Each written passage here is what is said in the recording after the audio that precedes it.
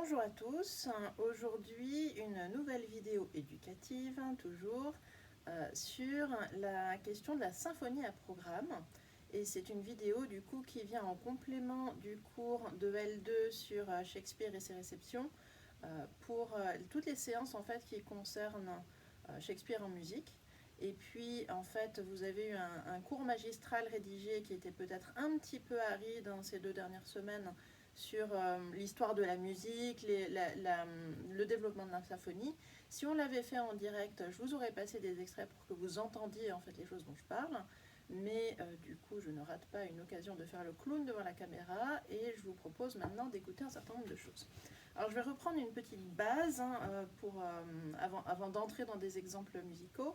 Qu'est-ce qu'on appelle la musique classique? Et avant même de répondre à cette question, je tiens à présenter toutes mes excuses à celles et ceux qui m'écoutent en me prenant pour une musicologue. Je ne suis pas une musicologue. J'ai des notions de musique, mais je vais sans doute dire des choses très imprécises avec des gros raccourcis et des très gros sabots. Donc Julien, Marie, que si jamais vous me voyez, Gaëlle, n'ayez pas honte trop de moi. Ceci est vraiment une vidéo pour faire l'andouille pour mes L2. Bon, qu'est-ce qu'on appelle la musique classique? On appelle la musique classique finalement des tas de productions, mais qui ont en commun déjà d'avoir une technique classique, une technique instrumentale, une technique vocale qui s'acquiert avec un long processus, d'être une musique ensuite qui se fonde sur un texte. Quand je dis un texte, je ne parle pas d'un texte littéraire, je parle d'un texte musical, mais la musique classique est écrite, c'est non pas improvisée. Et puis c'est une musique aussi non amplifiée, c'est-à-dire qu'un concert classique, en principe, n'a pas de micro, n'a pas de sonorisation, n'a pas de composante électronique, on va dire.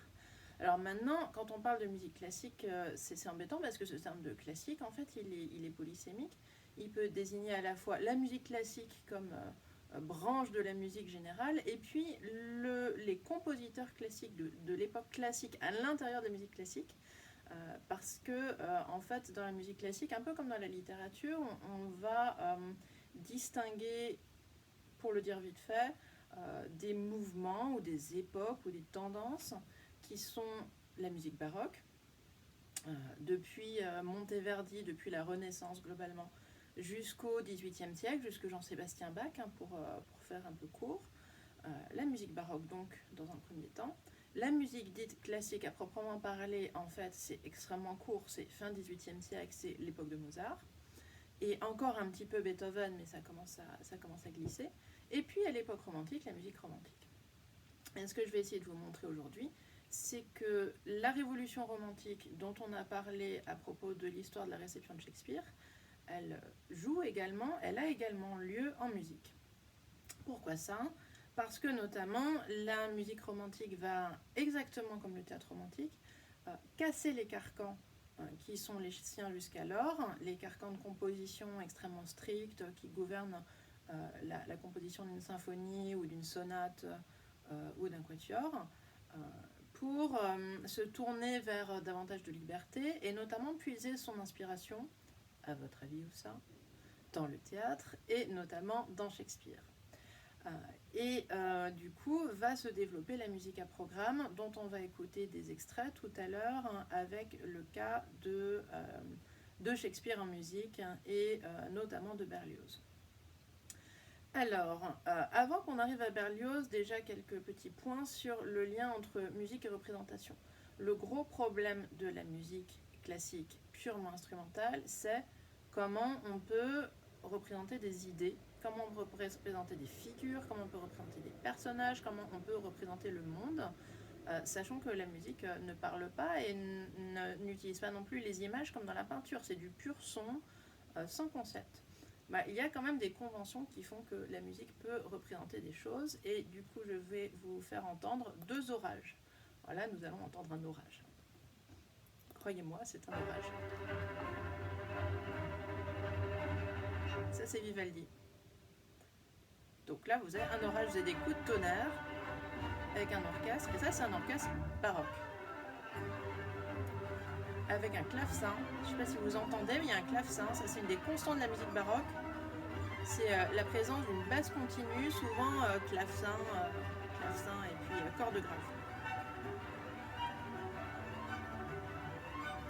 Bon, donc ça c'est un orage. Pardon. Deuxième orage, un orage chez Beethoven dans la symphonie pastorale. L'orage n'est pas encore là, l'orage gronde. C'est avant l'orage quand vous avez les nuages qui sont au bout de l'horizon, qui sont noirs. Ambiance crépusculaire. Je meuble, hein, c'est compliqué. Hein. L'orage arrive. Le nuage est très gros. Voilà. Là, c'était un coup de tonnerre. Et qu'est-ce qui fait le tonnerre? Alors vous n'avez pas la vidéo, et désolé, hein, je ne vais pas passer 20 ans à monter la vidéo, mais qu'est-ce qui fait le tonnerre? C'est les timbales.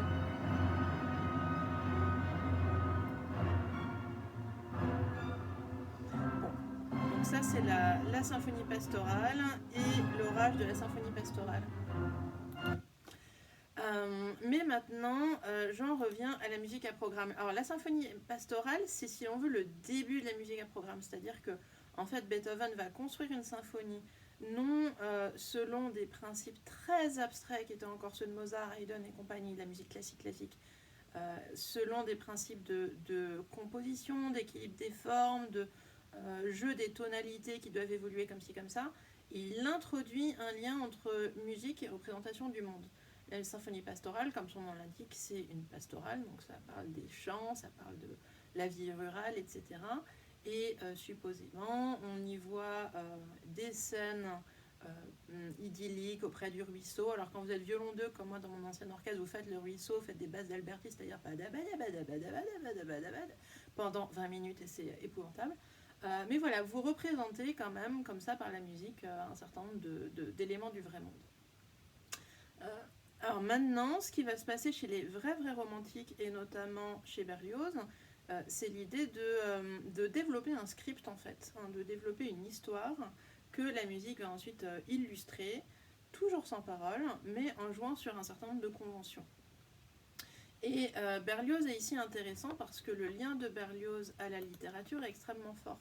On a vu dans le TD ce texte des mémoires de Berlioz complètement échevelé, délirant, etc., où il expliquait que la rencontre de Shakespeare avait été un choc terrible, qu'il n'avait pas pu dormir, qu'il n'avait pas pu manger, qu'il était abasourdi comme ça pendant plusieurs jours, qu'il avait dormi dehors tellement il était sous l'effet de Shakespeare.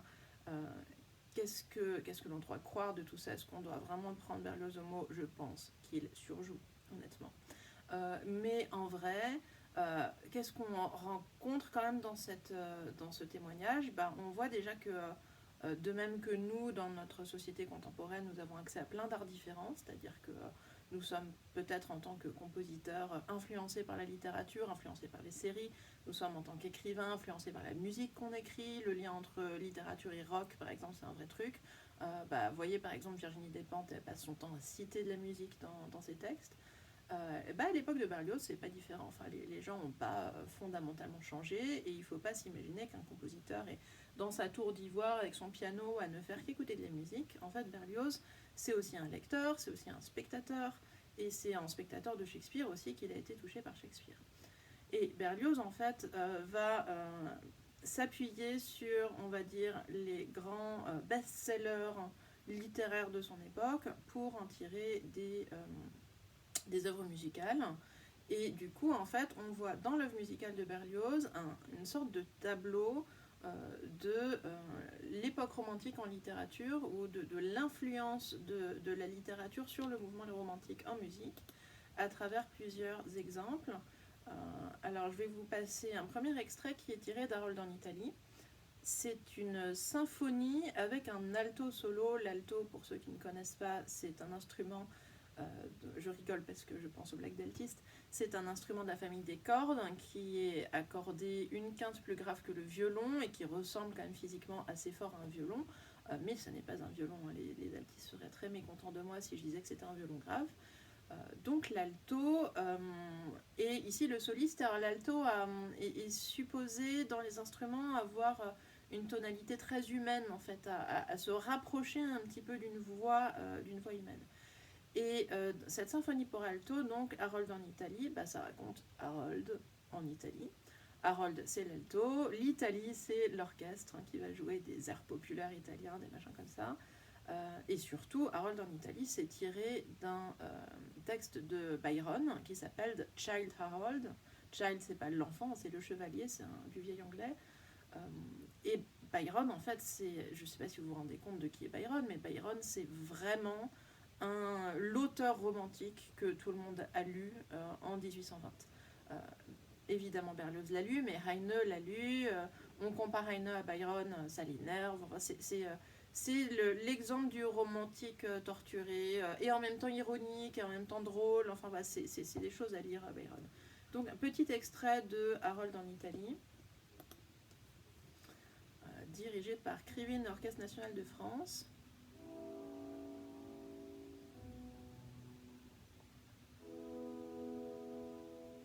Alors, j'essaye de vous faire deviner ce que ça va être comme type de composition. C'est un peu lent à démarrer, je meuble.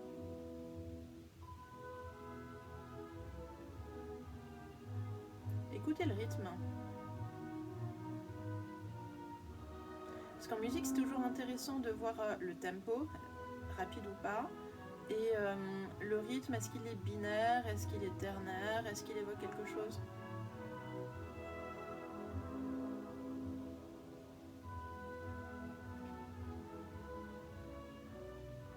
Donc là, c'est un rythme binaire.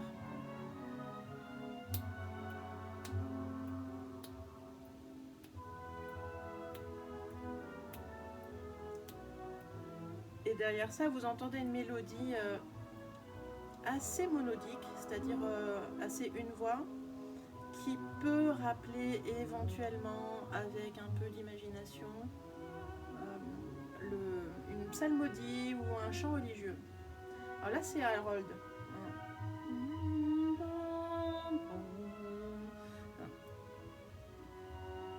Là, la corde grave que vous entendez, c'est Harold, c'est supposé être lui.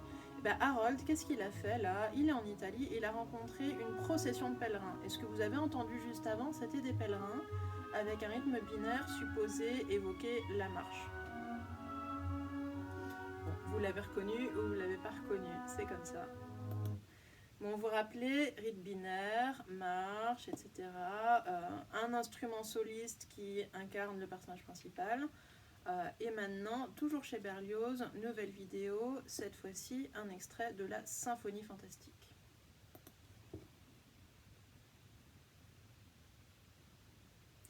Alors, la Symphonie fantastique, je vous dis quand même un petit peu ce que c'est avant qu'on écoute. C'est toujours une composition de Berlioz, toujours une symphonie. Ah, je ne vous ai pas dit ce que c'est qu'une symphonie. Une symphonie, c'est déjà une pièce longue, en plusieurs mouvements, pour orchestre. Et orchestre seul en théorie. Alors, Harold en Italie, petit problème, il y avait quand même un alto solo. La symphonie fantastique, il y a des moments où il y a des solistes qu'on va entendre, mais il n'y a pas un instrument solo qu'on entend tout le temps. Et c'est une symphonie que supposément Berlioz aurait écrit après le choc de la rencontre de Shakespeare pour séduire Harriet, qui était l'actrice qui jouait Juliette, vous savez, qu'il a fini par épouser. Donc c'est en théorie plus ou moins lié à Shakespeare dans la genèse de la pièce. Et en fait c'est lié à d'autres pièces que je vous dirai tout à l'heure. En revanche, oui, c'est sous-titré Scène de la vie d'un artiste. Donc c'est vraiment une symphonie qui veut montrer la progression d'un personnage d'artiste dans son rapport à la muse inspiratrice, représentée par un thème qu'il appelle lui-même une idée fixe, et à travers toutes les tribulations de la vie de cet artiste. Donc c'est reparti pour la symphonie fantastique. On est vers la fin de la symphonie et je vais boire du thé parce que j'ai soif.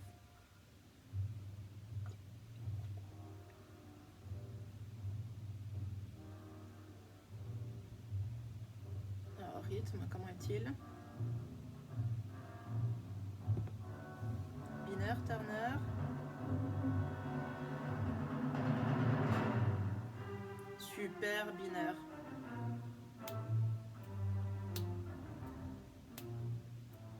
un peu comme tout à l'heure en fait, hein. Peut-être légèrement plus lent. Alors après, donc c'est une marche, hein, c'est toujours une marche. Est-ce que cette marche-là, elle est très différente de celle de tout à l'heure? Quand même. Tout à l'heure, la marche la procession dans les Abruzzes, là, elle était quand même plutôt guillerette, optimiste. On avait l'impression que les moines étaient quand même bien contents de prendre l'air. Alors que là, c'est quand même un peu menaçant cette histoire. C'est d'autant plus menaçant que c'est moins chantant, c'est moins monodique. On a moins l'impression d'une mélodie.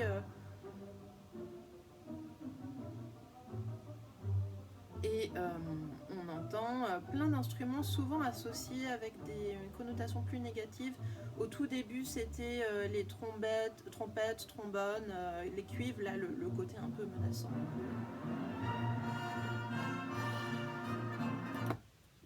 Et du coup, moralité, qu'est-ce que c'était? C'était un moment de la marche au supplice. Et oui, et voilà, on a entendu une marche au supplice parce que notre artiste, en fait, il a fait un rêve. Donc la marche au supplice, c'est à l'intérieur d'un rêve de l'artiste.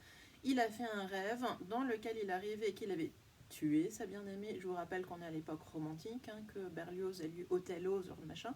Donc il a rêvé qu'il avait tué sa bien-aimée et qu'il était condamné à mort et que donc on l'emmenait à l'échafaud, la pendaison, je ne sais quoi. Enfin, bon. Donc là, il va mourir en fait, hein, et il marche vers son supplice. C'est pour ça aussi que Berlioz joue des tonalités, du mineur, de l'instrumentation, pour créer un climat un peu plus menaçant. Bon, maintenant qu'on a vu tout ça, allons voir Roméo et Juliette, parce que quand même, ce qui nous intéresse ici, c'est Shakespeare à la base. Et donc notre Berlioz a fait une symphonie, Roméo et Juliette, qui met aussi en scène des chœurs et des voix. Mais attention, comme quelqu'un m'a posé la question sur le chat, dans cette symphonie Roméo et Juliette, Berlioz n'a pas d'acteur pour jouer Roméo et Juliette. Il n'y a pas un chanteur qui joue Roméo, un chanteur ou une chanteuse qui joue Juliette. C'est des chœurs en fait qui commentent un peu l'action et donc c'est quand même très éloigné du drame. C'est pas un opéra, c'est pas fait pour être représenté avec des acteurs qui jouent les rôles. Donc ça c'est une première chose. Il y a de la voix mais elle ne suit pas la pièce. Et du coup, il y a aussi tout un usage de la musique instrumentale pour représenter la pièce. Regardez, petite pause interlude, vous avez vu le chat en arrière-fond, le chat est en train de se lécher le cul. Hein, c'est absolument passionnant ce qui se passe dans cette vidéo. Bon, abandonnons mon chat qui se lèche le cul et revenons à Roméo et Juliette. Et je vais vous faire écouter le tout début de la symphonie Roméo et Juliette. Et vous allez me dire si oui ou non c'est conforme au début de Roméo et Juliette dans la pièce de Shakespeare.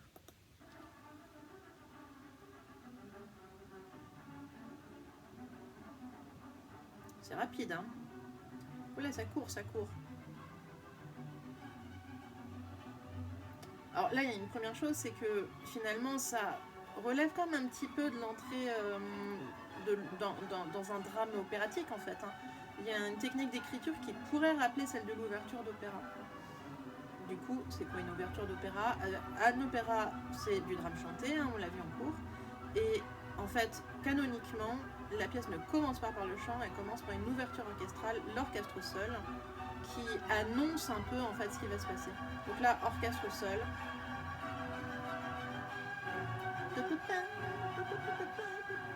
Bon, ça s'excite un peu, et en fait, qu'est-ce que ça représente tout ça? Eh bien, ça représente le début de la pièce, hein, le combat de rue. Clairement, hein, Berlioz l'a designé comme ça représente le combat de rue. On a de la piste de chat, ça tombe bien parce qu'on a besoin du chat pour la dernière vidéo.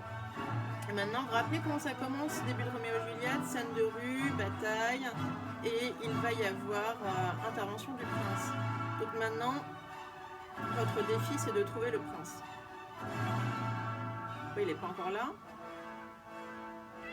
Qu'est-ce qu'on entend ici? Des trombones, des trompettes. Petite transition.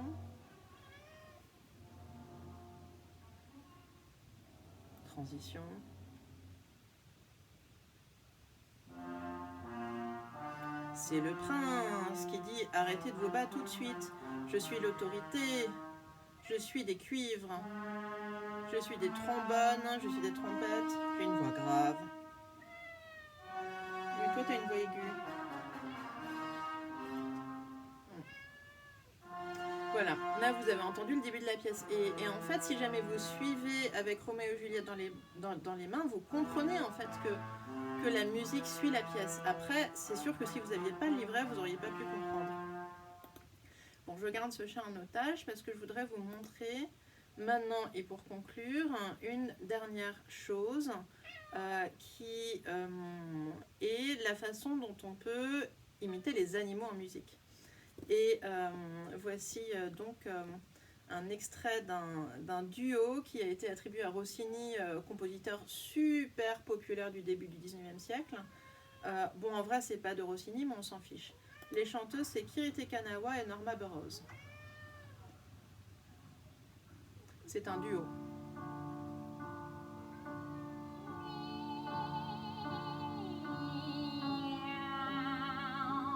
Cette femme miaule.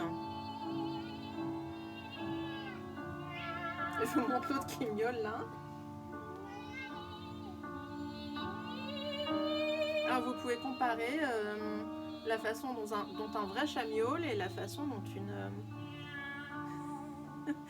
chanteuse miaule. Deuxième chanteuse, Kirite Kanawa.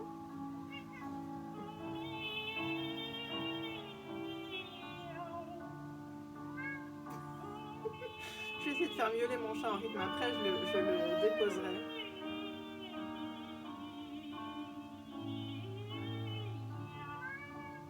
Oh pauvre bête, allez on te lâche. Merci pour ta participation. Donc vous entendez un duo de femmes miaulantes, mais évidemment elles ne miaulent pas comme mon chat, hein, parce que sinon c'est pas musicalement intéressant. Elles miaulent, c'est-à-dire que le texte c'est mia mia mia, et elles miaulent sur une mélodie finalement très mozartienne, avec des harmonies, tout ce qu'il y a de plus classique, des intervalles de tierces sixtes, enfin les trucs consonants habituels qu'on a l'habitude d'entendre. Et là, elles font un petit interlude. On a marché sur la queue de Kirite Kanawa. Alors pourquoi je vous fais écouter ça? Bon, déjà pour que vous puissiez comprendre que la musique puisse être drôle. La musique n'utilise ici pas les vraies paroles, il n'y a pas un langage humain, mais il y a quelque chose de comique. D'ailleurs, ça se voit dans la tête qu'elles font, vous ne les voyez pas, mais la tête qu'elles font est drôle. Il y a quelque chose de comique dans cette scène, évidemment. Et finalement, ce que font ici ces chanteuses et ce que fait le non-Rossini qui a composé la pièce, c'est de la parodie. C'est à la fois de la parodie des auteurs d'opéra sérieux, on va dire, qui font des duos extrêmement chiadés. Il utilise plein de codes du duo ici. C'est une parodie de l'opéra et c'est aussi finalement une parodie, je pense, d'un ouvrage qui a été très très lu à l'époque romantique, d'un auteur archi-canonique de l'époque romantique que vous ne connaissez pas assez les enfants, il faut que vraiment vous alliez le lire, qui est E.T.A. Hoffmann, l'auteur des Contes fantastiques d'Hoffmann, qui est aussi l'auteur d'un roman qui s'appelle Le Chat Moore. Le Chat Moore, c'est la fausse autobiographie d'un chat, du parcours de génie d'un chat, lequel se prend pour un grand artiste. Et du coup, ici, on avait les chanteuses chattes qui se prennent pour des chanteuses, ou les chanteuses qui se prennent pour des chattes, enfin bref, qui et quoi, on ne sait pas trop. Bon, tout ceci pour vous montrer que l'époque romantique, ça n'est pas que je me frappe la poitrine de désespoir, je rêve que je vais au supplice, etc. C'est aussi, on imite les chats, on fait des blagues musicales, et du coup ça me donne l'occasion de faire des vidéos, j'espère, pas trop pénibles. Bonne continuation.